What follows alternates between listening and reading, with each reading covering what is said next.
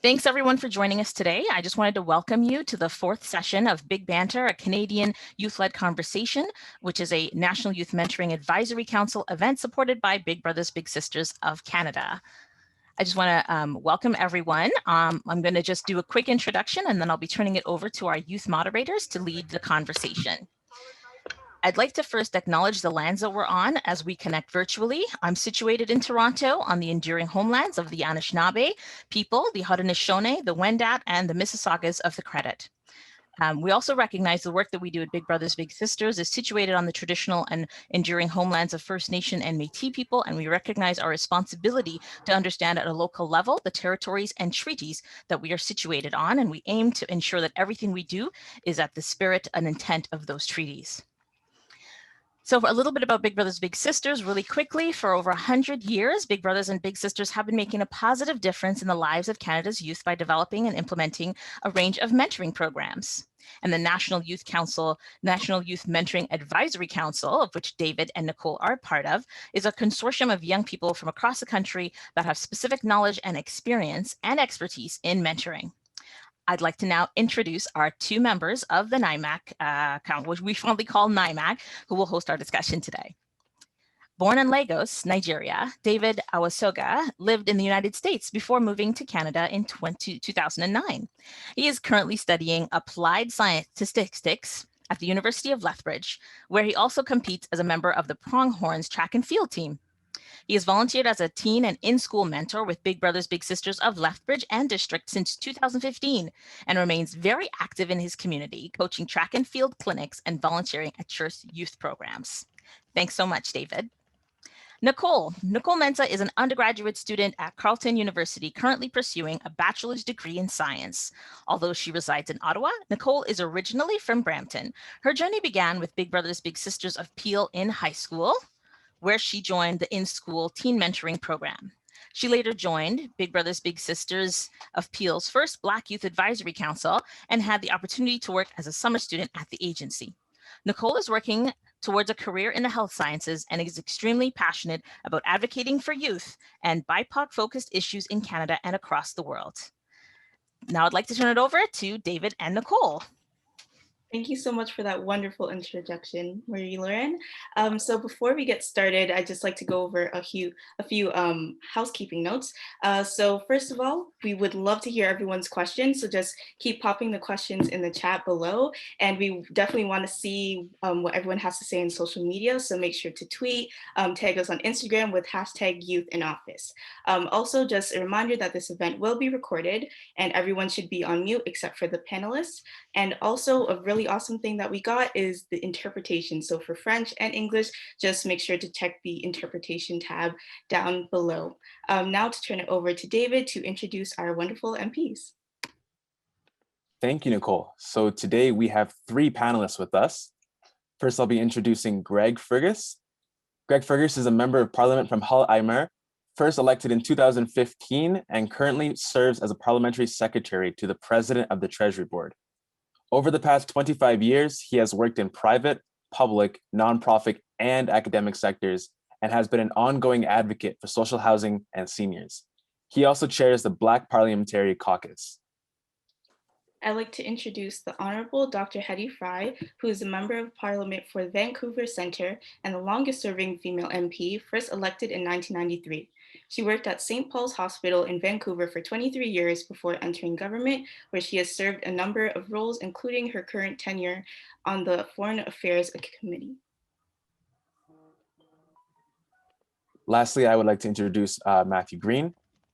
Matthew Green is the member of parliament for Hamilton Centre, elected in the most recent 2019 election. He previously made history when he became the first person of color elected in Hamilton City Council in 2014. Mr. Green attended Acadia, McMaster, and Harvard, owned a small business in Hamilton, and served as the executive director of the Hamilton Center for Civic Inclusion. So welcome to all three of our panelists today. Thank you so much for the panelists for joining us today. Everyone has some pretty stacked resumes and I'm so excited to hear what you have to say for these awesome questions. So to get started, we originally had planned this panel for February in recognition of Black History Month, but we were unable to accommodate to your schedules and there was no one else to really turn to in the House of Commons. So what do you think that says about the makeup of the House and about Canadian politics more generally? What steps can be taken to ensure broader diversity in our next parliament? Anyone can answer.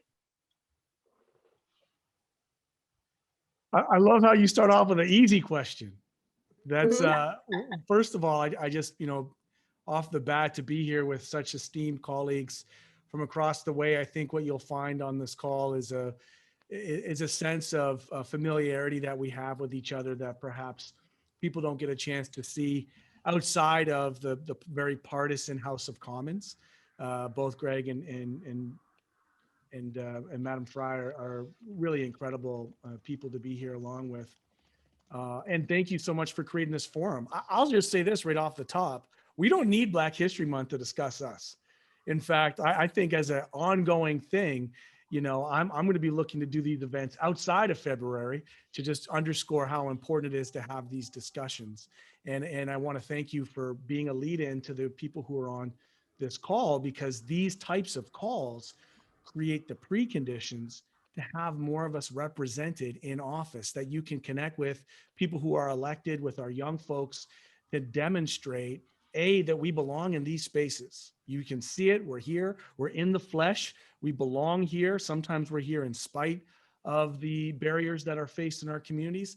And hopefully from this call, you'll get that pursuing politics is a noble pursuit. And while we have very talented people in our communities pursuing sciences and business and medicine and all these other things, my hope, and I'm sure I share this with my esteemed colleagues, is that people will leave this call interested in the nobility of public service. So that's where I would begin. Thank you so much. much. I guess being the woman in the group, I should step in, rose between two thorns and all of that. Sorry, Greg.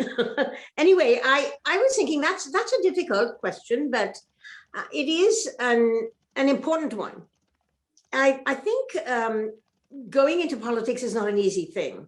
Not a lot of people, regardless of whatever their race is or their ethnicity or their religion, really look at going into politics. And I think it's probably because this country, I know for a lot of women, this country is so big that the ability to, or the need to leave home from wherever you live in this country and stay in Ottawa for 4 days and 4 nights away from your family every week and go back very occasionally. And when you go back, you're busy doing constituency work, so you're not even with your family. This has been a big issue for a lot of women to go into federal politics. Now, there are, of course, federal, but local politics, you will see far more people getting involved, especially women, and being interested. So speaking from a woman's perspective, I can say that that's one of the issues.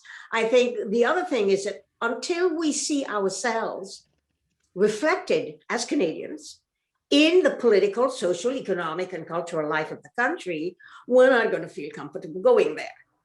And if you look, you will see that a lot of people, especially ethnic groups and racial groups over the years, have come on as they have seen leaders or mentors or others like them go in, and then they feel comfortable and they believe, well, I can do that. And so first you have to be interested in politics. I think that's the thing that has to happen. And a lot of people today look at politics as not, I mean, Matthew is right. It's a noble service. It's solid public service. I was told that when I was asked to run, and I guess I listened. Mr. Chrétien had asked me to run and told me that it was a noble calling. Like a physician, I should feel that it's part of a noble calling and la, la, la. And I didn't buy any of it. I thought, oh, it was a scuzzy sort of little place to go in politics, So the opinion of politics and politicians already starts telling people, I don't want to be one of those. However, I think the most important thing to remember is that if you are passionate and you see politics, you need to first and foremost decide, if you're going to go, that you are going to develop as thick a skin as you can. Because if you take politics personally, then you're going to be hurt very soon and very easily. And I think the way we see politics panning out today, currently in current parliaments, starting about 5 or 6 years ago, it's become a very personal vilification thing. Everybody makes it personal. It isn't like, well, I don't agree with so-and-so, and gosh, I think they're out to lunch or whatever. It isn't that anymore. What you see, even in question period, turns a lot of people off. It's personal, it's nasty, it's mean-spirited. A lot of it is, based on, for want of a better word, not actually telling the truth about the person. And I think that turns a lot of people off. I know young people and women especially get turned off by that. They just don't want to go there and be in that thing because it impacts your families. Your families listen to people saying nasty things about you, and they, your kids, if they're young and go to school, they feel really embarrassed and hurt. So it isn't an easy place to go, but as we change it, hopefully from within, as we begin to drop the meanness and the nastiness and the personal vilification, people might find it an interesting place to go, because after all, as Matthew said at the very beginning, it is public service. It's a place where you can change things for the better if you go in. But I guess that's how I see it anyway. Greg may have a different answer. Well, thanks, Nicole, and thanks, David, for the question. And also, it's what an honor to be here with both Hedy and Matthew, who are two people who I respect enormously. Before I begin, I just want to say that I'm coming to you from the Algonquin Nation, the unceded territory of the Anishinaabe people. And it's important to be grateful for us to be here and present on their land. I want to just give it a little bit more positive. I think I still get a pinch out of the fact that when I walk up Parliament Hill and say, wow, the people of Hull Elmer have given me the chance to represent them in that place, and it is a noble calling. It's tough, for sure. It's tough, but I really want to tell the young youth who are listening to us, especially Black youth. Decisions are made by those who show up. And this is a place where decisions are made. It's important. It's a democracy. We govern ourselves. And this is the center of where those decisions are debated, where they're weighed and evaluated, where ideas are exposed. Sometimes it's a little tough, the way they're exposed, but that's the process. It's a feature of the process. It's a great place to be. It's an important place to be. If we are to take our place in society, we must take our place at all levels. Matthew has gone on and studied at some of the best universities in this country and in the world. Dr. Fry is a medical doctor who gave up her profession to come and serve in politics. I think this is a great place to bring people of all backgrounds to come in, and Black people have to take their spot here. It's important for us to be counted. Matthew's right. One of the things, you'll find that there's a lot of comedy between us, because a lot of friendliness, because frankly, we're too few to take a strip off of each other. We're 5 in the House of Commons and 3 in the Senate. That's way below our demographic weight. So I want to do everything to encourage people who are watching and hopefully people who might be listening to this online afterwards to please step up to the plate, bring what is special about you and your community to the Parliament of Canada. We need your voices. Thank you for that response. Greg. Those are very wise words. Thank you all 3 for your response to that question. And again, as you can see, there's definitely the misconceptions you hear in the media and misconceptions you hear about what politics is like. And then once you're behind closed doors and once you're outside of the House of Commons and debate period, I can definitely see that there's a camaraderie between the 3 of you that you wouldn't know otherwise. I have a question for you, Mr. Fergus. I would like to know why you started the Black Parliamentary Caucus. What led you to do so? And why you? Why not someone before you? Well, because it was a record year in 2015. And please, by the way, everybody, it's just Greg. It's a lot easier. Look, it was because when I first showed up in Ottawa, I was a parliamentary page in 1988. At the time, there was only one member of parliament who was black out of, I think it was 288 at the time. It was Howard McCurdy from the NDP from Windsor West, great guy. Then in 1993, whoa, we hit a high watermark with the election of with Hetty. Well, I think Howard had taken his retirement. There was Hetty, there was Jean Augustine, and Ovid Jackson. 3. Never before in Canadian history did we have 3. And that's where it stayed up until the early 2000s, and it dropped down to 2. Hetty, I think at one point you were the only one at one point, and then in 2015 it went back up to 5.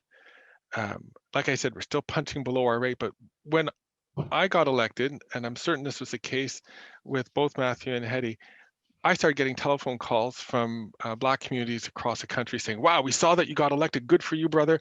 My daughter now thinks that this is possible. You got to see it to believe it. It was so neat to see a Black face come across, and could you bring this up and that up and that up?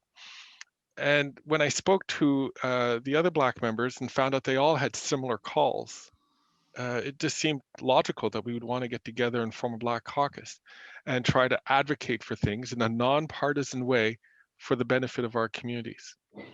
So that's really what was the idea, and it was a formal group that became just a little bit more formal, and we're still pretty informal. But we have 5 elected Black members. We have 3 senators, all Black women, I might add. We meet, but we also have allies. So people who want to promote Black issues, who might have a large Black population in their ridings, or who are close to the Black community. Those people are also invited to be members as well, but there is a core group. Et puis, je devrais, excuse-moi, parce qu'on a la traduction simultanée, j'ai complètement oublié que je peux, parce que je suis une députée du Québec, posez-moi des questions dans les 2 langues, puis je vais répondre dans la langue que vous me posez la question. Merci. All right, so we have another question here for Mr. Green. You've been elected at the municipal level and the federal level. Have you found one more welcoming or inclusive than the other? Not a chance. Not a chance. I am there in spite of people and in spite of what they think. And municipal government is different. You are government, right? Like right now I'm 4th party opposition, which is a bit of a different position to be in. You're not in a party system municipally, but in both scenarios, you really have to fight to find your way, because nobody's going to fling the doors open and welcome you in. And, it's not like you get a seat at the table. And this is where, I say this time and time again. I know Greg is probably tired of me saying this, but identity politics without a class analysis, or identity politics without a commitment to justice, is really just that. So I don't even advocate for representative politics, because quite frankly, having Black faces at the table is not enough unless they're at places of power. We look at, MP Fry, who's been a cabinet minister. We don't really have enough cabinet ministers proportionate to our community in government right now, at any level of government, by the way, across the country. So, I need people to know and understand that racism doesn't stop the higher you ascend in power, right? And I think you only have to pick up Sister Selena Chavanez's book to really get a sense for what that looks like. But where I think I find comfort and solace is having the solidarity with folks like Greg and Haiti across the way, who we can have frank and real conversations with. Where I'm from, we say plain talk ain't bad manners. So we're constantly having discussions around plain talk. Thank you for that response, Matthew. That is so true. You can't just show up, you got to show up and contribute. That's a really good way to put it. So for myself and Nicole and the other members of the National Youth Mentoring Advisory Council, we like to get involved, and politics is something that has interested some of us. what advice, and this is the question for all three MPs, what advice would you offer? One thing of advice would you offer for people like us who don't necessarily see ourselves reflected in the House? I don't know, Hetty, would you like to go, or do you want me to start off? No, you go ahead, Jack. Right. My simple advice, unfortunately, is it's phrased in a negative. Don't be afraid. Don't be afraid to take the risk. You got the no already. We're not represented enough. So take the risk, work hard, and see if you can change things. Matthew's right. You just can't show up here without a commitment to get things done. You have to. But don't be afraid to try. Don't be afraid to speak truth to power or speak plain talk to get things done, because things need to be done. And if we don't exercise that ability to express ourselves, to work hard, to seek out meaningful change, it's not going to happen on its own. So please don't be afraid. Don't worry. I mean, I mean, let me be really frank. I mean, some people, when, you know, my toughest part wasn't the general election. My toughest part was the nomination. To become a party representative in a riding, you have to win. You have to get the support of the people in that riding, those party members in that riding, to get their agreement. And you know, I had some people, and I ran in a contested nomination against a mayor of the town, against a city councillor, and you know, some people uncharitably said, you know, I don't look like anybody who's been elected. You know, I don't look like nobody else looks like me who'd been elected before in this area. You know what that meant. But those were few and far between. What I did is to say, look, if you really want to show change and you really want to show a commitment to do things differently, you know, vote for me. And you give people that, you know, if you can make that argument and you make it well, then you win. But you have to not censor yourself. You have to step out there and to make the argument. And I'm living proof that you can do it. It just takes hard work.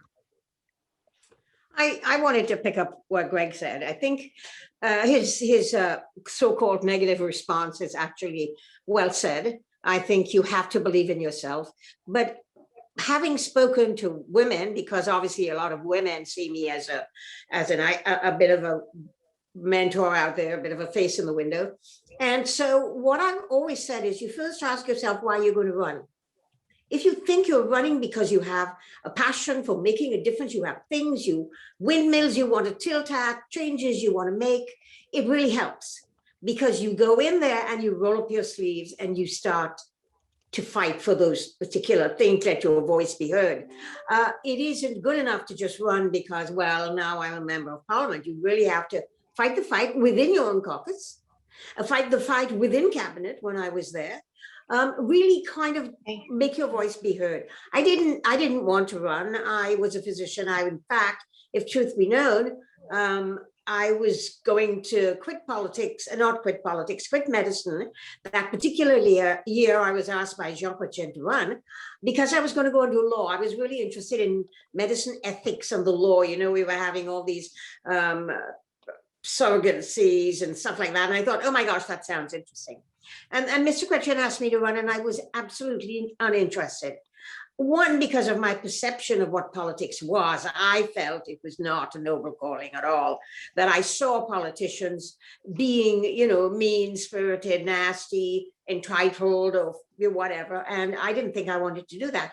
But after the third time he asked me, I said, I will run on one condition: that you amend the Canadian Human Rights Act to add sexual orientation as a prohibited ground for discrimination. He did not miss a beat. He looked at me and he said, I can do that. And because I was a bit of a smart ass, I said, okay, give it to me in writing. And he did.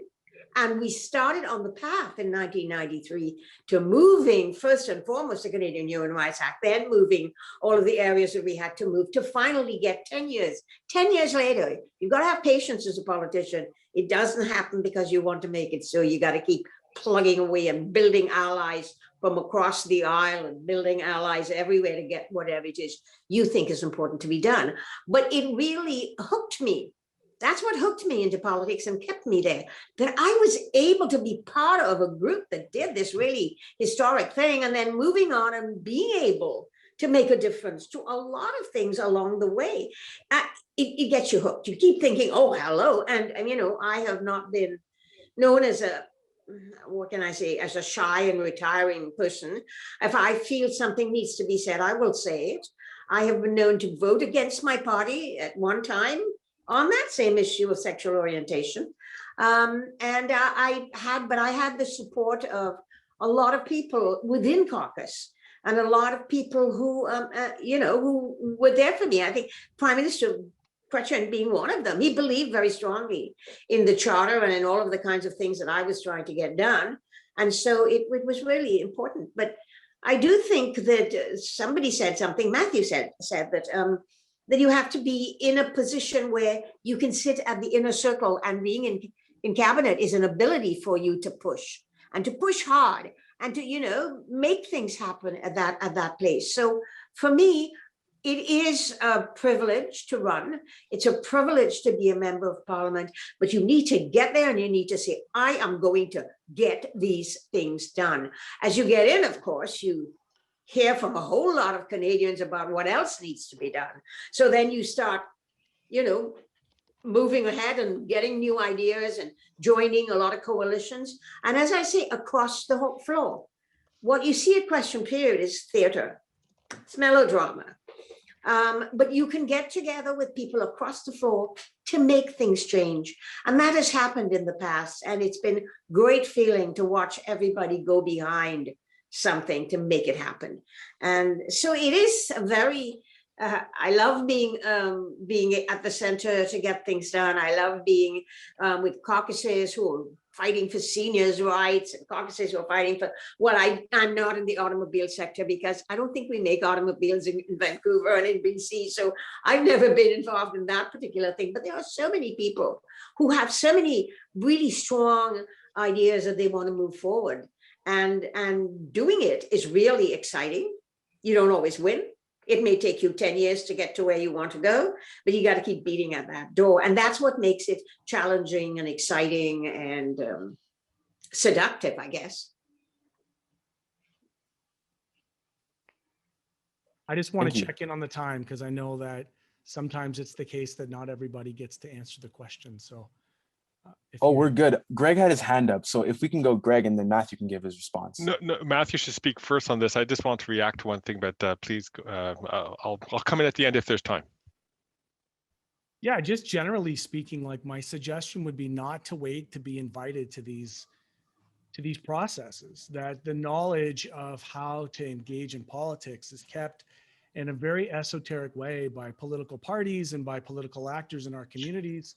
And at the end of the day, the experience has been very much like the Wizard of Oz, that you get down the yellow brick road and the big machines that they say are there that are going to, Greg can't run in that riding. He doesn't look like he belongs there. This is the former president of the Liberal Party of Canada, and they're trying to suggest that he might not belong in that riding. It's absurd. But at the end of the day, when you get to the end of the yellow brick road, you pull back the veil and you see it's just a very small person. That the electoral politics is actually very simple, but it's not easy. You have to go out and you have to organize in your communities. And it's often the case, remember, the yellow brick road is what? The lessons are to be learned. No heart, no brains, no courage. If you can have those three things and you can overcome, those three attributes and have the courage and have the heart and have the brains to go down, you can just straight out outwork people in these spaces. You can sign up more members in your community to become a member of your party, to become the nominated candidate, become the eventual MP. You can win local nominations. You can win local competitions, local campaigns for city councilor and for school board trustee. All of these things can happen if you commit yourself to it. but nobody's going to invite you. If I could just add one thing to that, and just because I want to give everybody the fuller picture, as full a picture as possible, Hetty had mentioned that you have to be around the table of power, and that is true. It's very helpful to do so. But let me just make sure, and to build on again what both Hetty and Matthew had said, you don't actually need to have you don't need to have a chauffeur and a title to get things done. Look, the three of us here are 3/5 of the Black Caucus. Three of us don't sit in cabinet, but yet we were able to not only propose, I think, a courageous and important roadmap to taking a bite out of systemic racism. We were able to push for it, both on the government side and the opposition side, in the media, amongst Black communities, and build up general support. And you've seen the government take a big move that no other government in the history of Canada has done before. It's not a partisan issue. It's just that it took the community, it took the work of the three of us and others on Black Caucus to push this forward and get it over the line. There's still a lot of work to do, but I just want to make sure that if you have enough passion, what was it? Brains, courage, and heart. You got to have the and heart. Heart. Absolutely, you got to have heart. It's not for the faint of heart, Brother Fergus, as you know. Exactly, and that's a point that that Hetty had made. It's certainly not for the faint of heart. You gotta have a tough skin, but you can accomplish great things. It just takes work. That's all. So if you're not adverse to that, then you can get there. It takes work in building alliances and not being too partisan, because the minute you get too partisan, you make enemies of the people who can help you across the aisle. I just wanted to say one thing, though, which Greg pointed out and pointed out. I was lucky to be at the cabinet table. It wasn't that because I was there, we made things happen. But, and I've learned since then, because I have not been at the cabinet table, we've been in opposition, we still got things done. But political will is extremely important. If you get into a party where you can work with a leader and with others who share same values and who have political will to get it moving forward, that makes a lot of difference as well. So you've got to find the ability to do a couple of things, to push for what it is you think you want, even though a lot of other people are not talking about it, build alliances with people to get them to understand and see why this must change. And secondly, you've got to always remember that being a team player, while I just said I voted against Kavanaugh on one occasion when I was in cabinet, the thing is, you've got to also be a team player because you need alliances to get things done. Just as much as you need to be pushy and say your thing and move out there and kind of, make it so, you still have to be a team player and get a lot of people to come on and understand the issue. Because from a position, I have come in, when I came into politics in 1993, I thought I'm coming into this position, man, am I going to fix the healthcare system and I'm going to fix this and I'm going to fix that. Well, I learned so many things about things I was not at all aware of that was going on across this country. And you have to be open to listening to your colleagues and learning where there are problems and where there are issues that you might want to join in and say, hey, I'm not from your part of Canada, but gosh, I agree with this. I want to help. Can I be able to work with you to make this so? So it's a lot about push and pull, but it's always about keeping your eye firmly on what it is you want to accomplish during that small time you have there, because you don't know if you're always going to be there. You can get elected this term and then never get elected again. So or you can get elected again. But the thing is, it's a hit or miss. You're not there because you're going to be there forever. So. Unless you're MP Fry, because then you become a dean and you're there for a long time. But I hear that, when Big Sister says shoot your shot, she means it. Shoot your shot. Well, you all are so amazing. I'm loving this conversation that's going on here. And even hearing the change you've been able to implement, Dr. Fry, and just hearing all the ins and outs of politics and the heart. Won't forget the heart. So we do have a question from Kimberly from BC, and she asked, what is being done to recognize and support the power of the Black community outside of Black History Month in Canada, in your writing and in your constitution? Yeah, so if we could keep the questions a little bit brief since we're just watching the time here. Okay. I will jump in since the person is from BC. And by the way, I want to say that I acknowledge that I'm on the unceded territory of the Squamish, the Musqueam, and the Tsleil-Waututh peoples. That's a very good question. And gosh, maybe I'll let Greg go first, and then I'll come back. I have some things I want to say, but I don't want to dampen it. Let Greg start. Actually, I spoke first last time. Matthew, go ahead. What are we doing for Black folks outside of Black History Month? Everything. We are constantly organizing in Hamilton Center.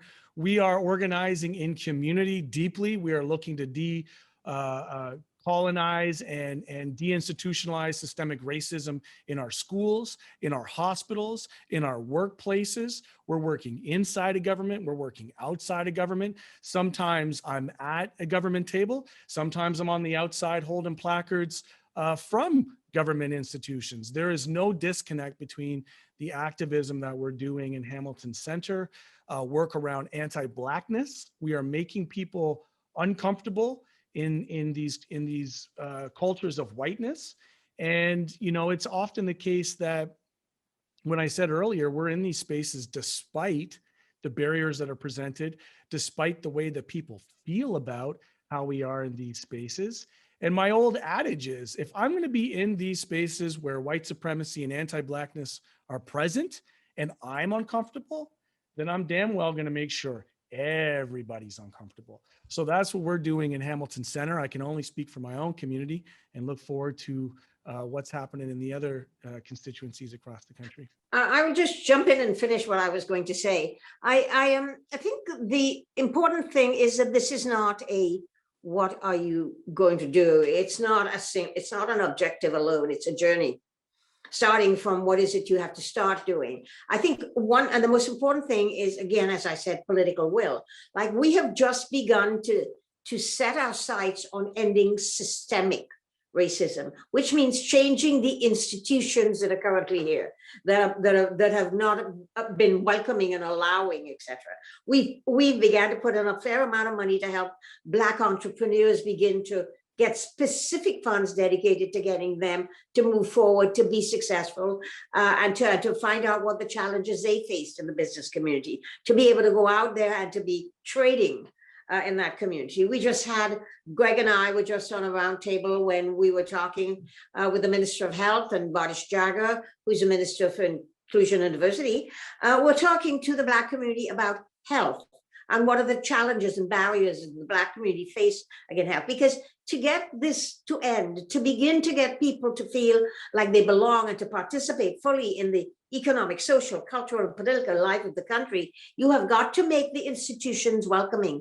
And institutional change will take time, but you've got to start it somewhere and you've got to make it happen, and you've got to set benchmarks that say, we are here today, we are going to be here in 3 years. This is what we want to see happening.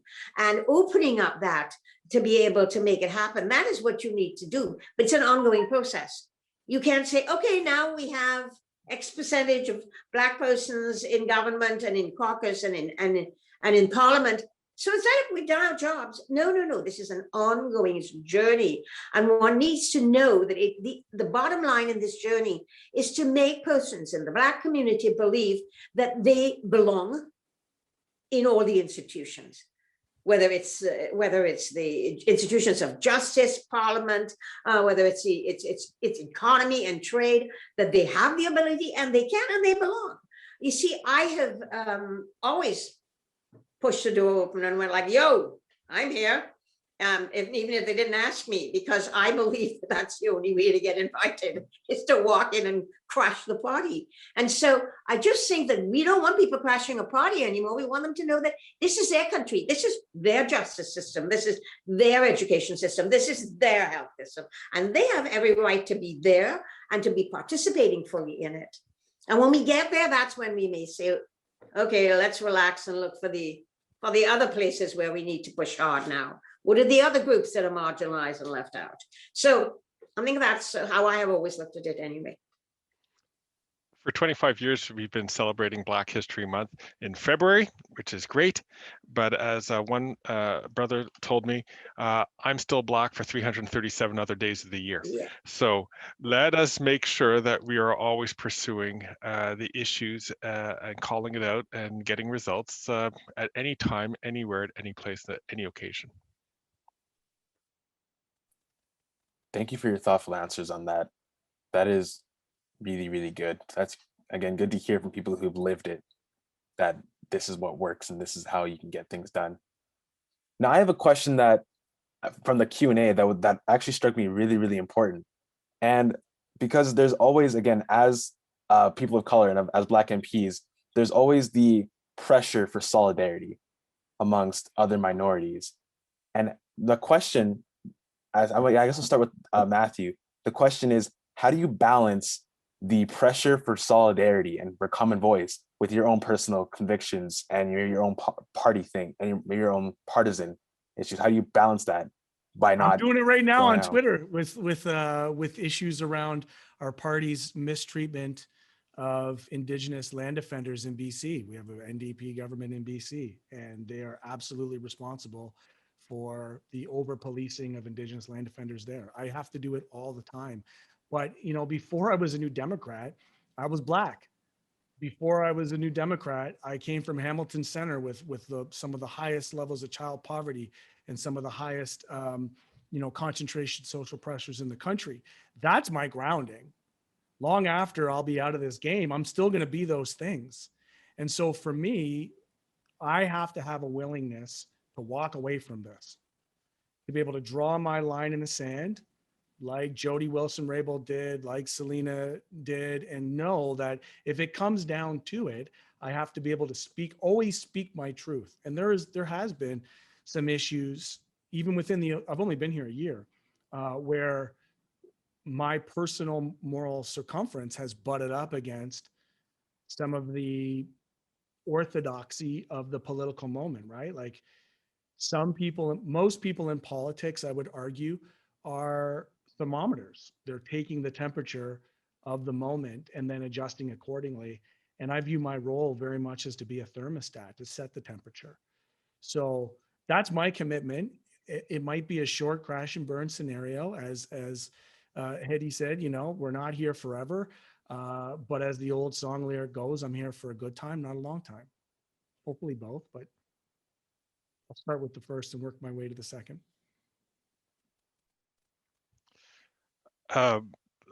Really good question on how do we marry it up. Well, hopefully it lines up pretty well, but there'll be times where it won't, and you're gonna have to make a choice. I'm of the belief that, again, we are here temporarily. Matthew's right. We're here for a short time, but Hedy's right. You could be here for 25 years, or you could be here for 25 months. We don't know. So to me, with the devil on my backside, I just figured I got to get things done as much as possible, so that when I leave here, I can look back and say, yeah, you know what? I don't know what, it might not have been sufficient, but I know that I did all that I could with what I had, and therefore no regrets. So it's really important for us to stick up for the Black community. And I really do think it's important for us, as much as possible, to not be crabs in the bucket, not to be jealous of other people's success. Matthew does great work. I'm not jealous of that success. His success actually rebounds onto me. I'm not jealous of Hedy Fry and her success. Her success rebounds onto me. So I'm, I'm all believing in that we all do better when we all lift each other up as a community, and it works. It works that way. It works better that way. Just one thing I wanted to add, and that is, I think you have to have the courage sometimes to support your constituents, regardless of who they are, even when your own party doesn't seem to be interested in doing it. Sometimes you have to find that fine line where you can say, well, I don't know. And you know, I don't know about Greg or Matthew. Matthew said he's butting up against the NDP government in British Columbia about Indigenous rights, which is reasonable. I mean, because you cannot just be a yes person for your own political party. How you pick your battles, though, and where you draw your line in the sand is something that only you can do. You've got to know how you got to look at yourself in the mirror 2 days later, or a year, or 50 years later, and say, geez, I was there and I did not speak up, and I did not speak out, and I did not do what I think was right because I was scared that I'm going to get, the party will tuff me out, or my party will want me around, or whatever. Sometimes you have to, and that's an experience that one gets eventually. First and foremost, you know where your line in the sand is.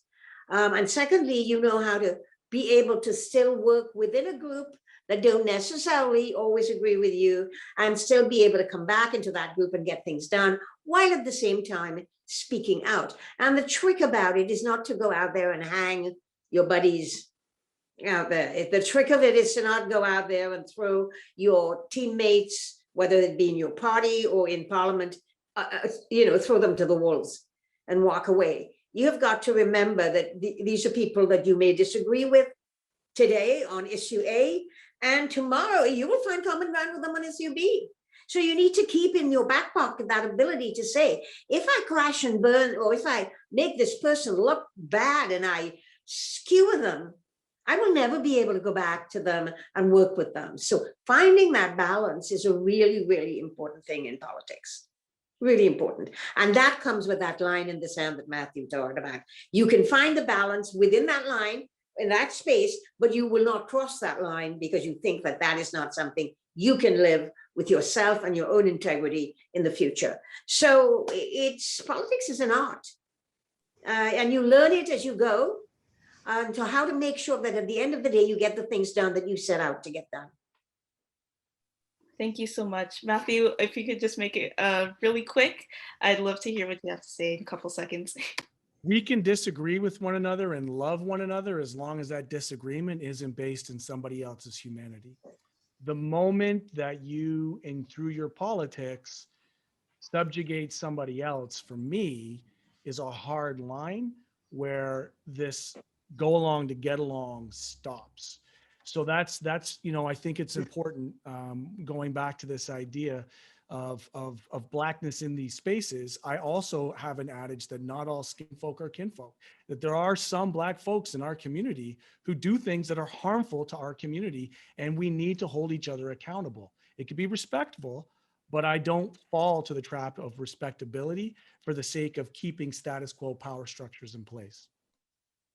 Mm-hmm.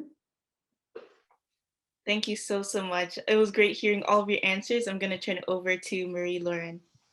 Awesome. Thank you so much, Nicole and David, for being our most amazing youth moderators. And to thank our MPs, I'd like to turn it over to local agency representatives that we have on the line.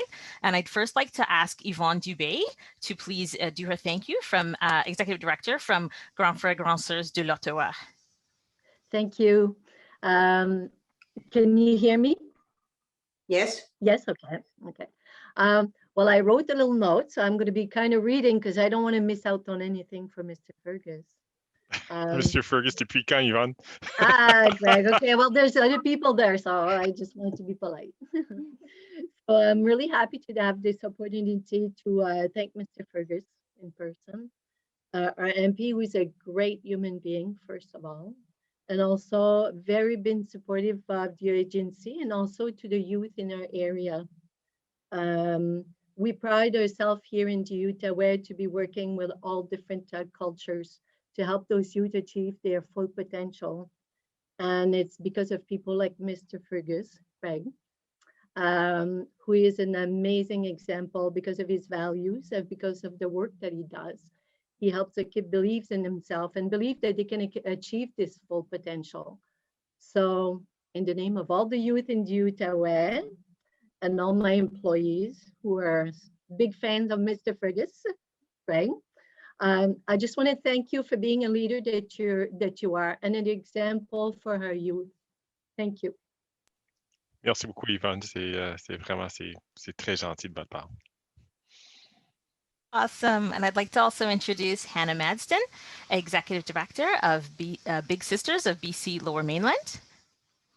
Thank you, Marie-Laurent, and thank you to the MPs and to the youth in office for moderating this discussion. It's been really illuminating, and great gratitude to MP Fry, who has been a fixture in Vancouver for quite some time, and for being such an amazing role model and mentor to women and encouraging others to pursue politics, which I think, to your point, you know, you have to have a thick skin, but you have to have the passion.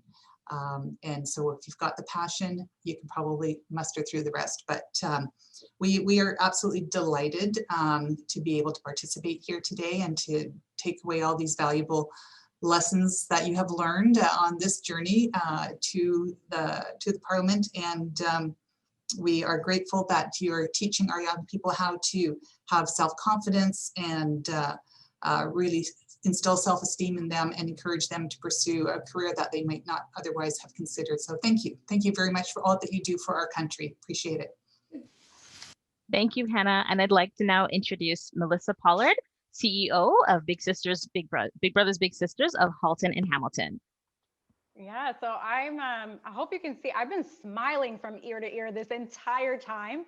And I just want to take a moment to revel in the excellence of what I have an opportunity to participate. And specifically, David and Nicole, I hope you know I'm including you in that excellence. So I'm like, I cannot stop grinning. So, so thank you for this opportunity. And specifically, thank you, Matthew, you're across the street and I'm a newer leader here. So you better believe I'm going to be knocking on your door. I was like, is he there now? Because let me just show the folks. I don't know if you guys could see this, but we are literally across that building right across the street. The one that you can see is the Big Brothers and Big Sisters building. Yeah. So I'm coming. If you're there, I'm gonna knock your door, literally, Matthew. So I'm so thankful for all of you, and so I'm gonna try to. I'm known for going off script all the time, so I'm gonna thank you for three things. So one is it really resonated with me when you said, you know, you can't be what you can't see, and so I want to acknowledge the three of you, and don't please at all discount for a moment how much it means for so many of us, and especially our young people, to see you in these roles, being you, the diversity, the full humans that each of you are. I think that's incredibly powerful. And then I'd also like to specifically thank all of you, and Matthew, I know you've done lots of work in this area. I've talked to local leaders about the balance between fighting and building.